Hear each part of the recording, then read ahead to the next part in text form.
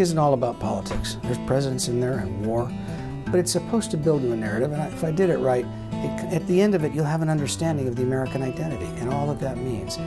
And also, what we're like as a people: inventive, optimistic, brave. You know, so I'm trying to build a case, but it's me, so I write what I know. I knew the Beach Boys.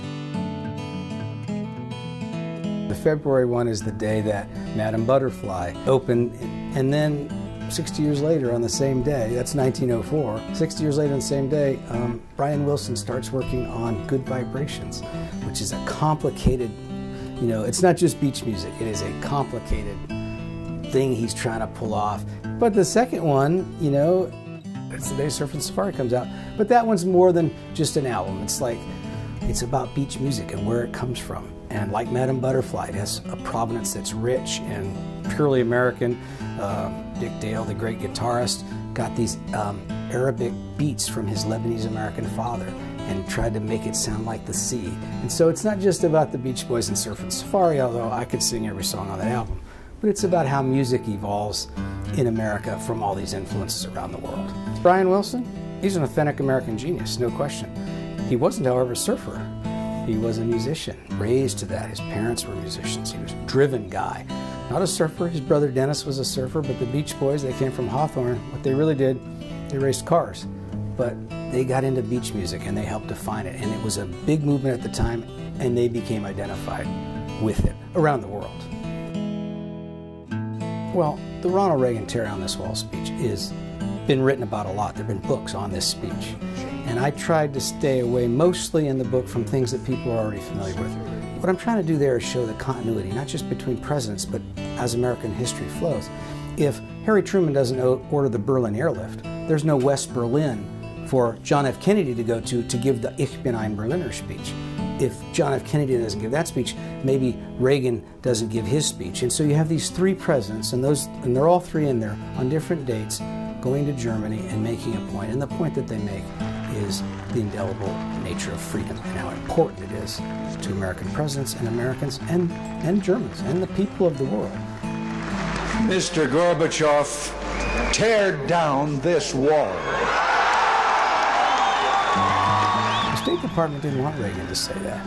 His own experts didn't want him to say that. Reagan wanted to say that. Mr. Gorbachev, if you really believe that we have a chance to have a relationship, come here to Berlin and tear down this wall. Building a wall to keep your own people in was worse to Reagan than a symbol. It was a crime.